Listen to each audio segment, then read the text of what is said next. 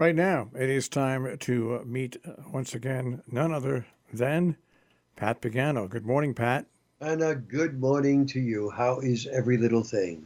Every little thing is fine. I've got this new, I had sent you an email with a link. I've got this new program that I'm trying that the audio quality is so much better than Skype. And so I'll talk with you about you later on today. I sent the link to your email address. But I'll talk to you a little bit. I want to try it sometime later on today.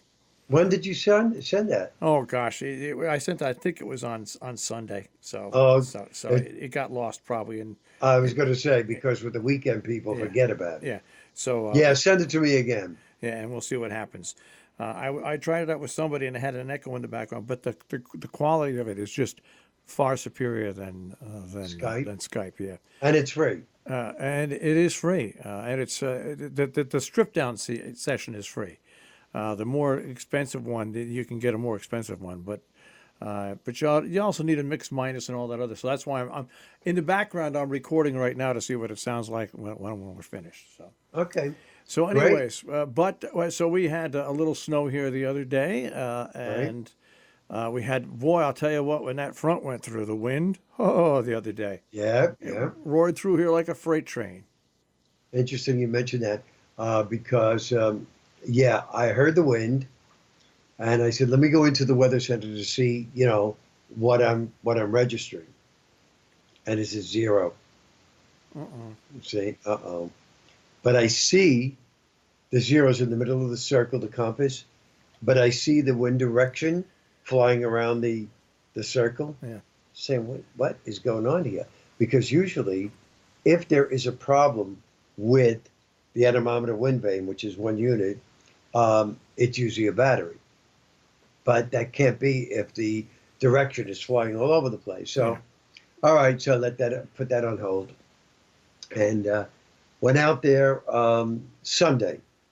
Looked up on the roof. Here's the wind blowing, and the cups are standing still. Not a good sign. No.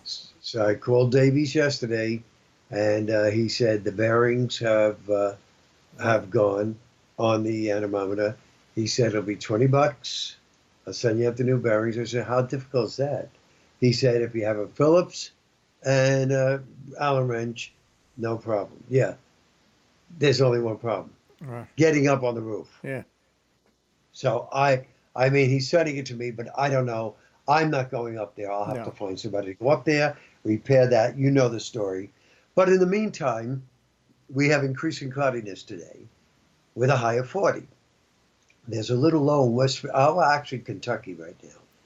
And that low is going to head off to the New Jersey coast, but it's not going to come up the New England coast. It's going to go out to the south of Cape Cod.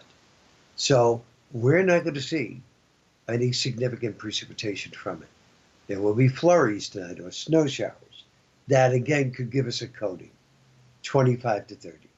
Then tomorrow, that lows out, but an Arctic front will be flying through the region.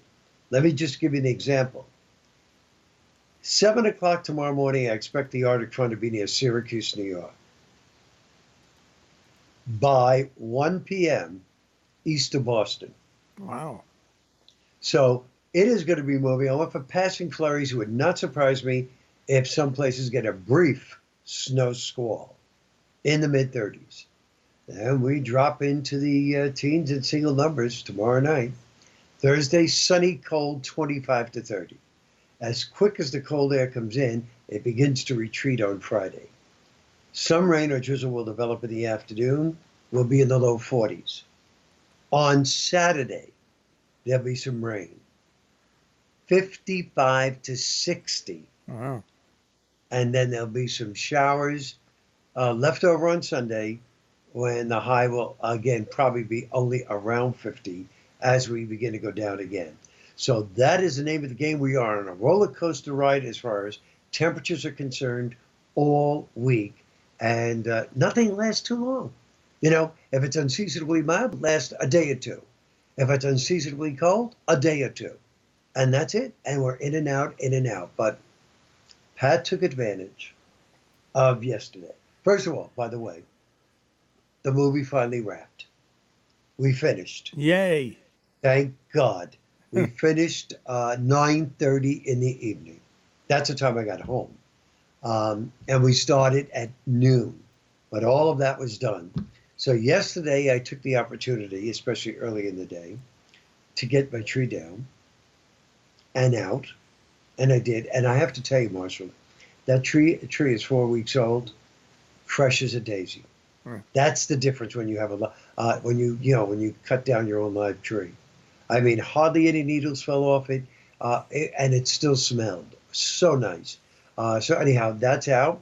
And then it was about 11 in the morning, and the sun broke out. And I said, Pat, go for it. I put on my gloves, and I completely took down every bit of outside decorations and put them all away.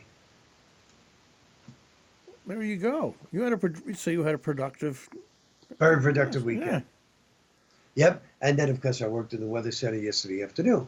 But I am just so glad that all of that. The only thing that I have to work on now is the village, which is upstairs. You know, the little houses Yeah. and all of that. Yeah. So I'll put that away at my leisure, and that's it. And everything else is just right on target.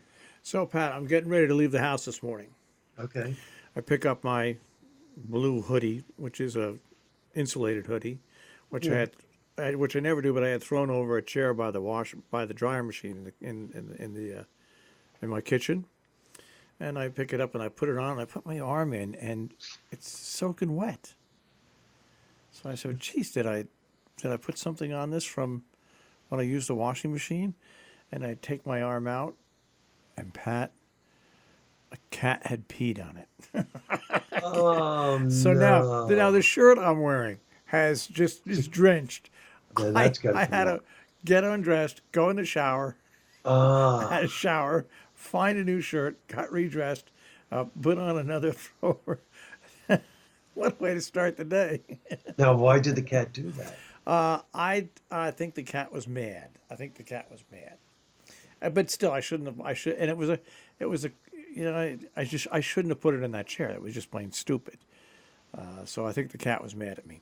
I think the cat liked to sit in the chair, and that was there, and he got mad. So, oh well. But what a way to start the day. My goodness. Well, So I think when I get off the air today, I'm going right home and lock the doors and pull down all the shades, go to sleep. because that's not a good sign to start the day. I hear what you mean. And my great niece was released from the hospital on That's Saturday. good. That's good news. But they're not without issues. They need to bring her to a pulmonologist. Get this. They think she has tracheomalacia. Have you ever heard of that? No. In the infants especially, it's when the trachea is a little too soft and not hard enough, so that coughing and sneezing will cause the trachea to close, and that's why she has problems breathing. So they got to bring her to a pulmonologist and see what the story is. I mean, it can't. Most of the time, it's corrected by 3 years old, and if not, then they can do surgery. But that is where it is right now. So she's home, and so far so good. So we keep our fingers crossed. All right. Well, that is good news. So so we can wrap this whole thing up with good news. We can wrap it up, and yeah, the only bad news that I have is that it's going to get cold. For a short time. Yeah. There. That's it. You know? And I hope you stay dry. Oh, well, from my cats, yes, you're right. Yeah. Okay. Yeah. All right, Pat, I'll speak to you tomorrow. All right, bye, Marshall. Bye. Pat Pagano this morning in the Weather Center here on Robin Hood Radio, robinhoodradio.com on the web.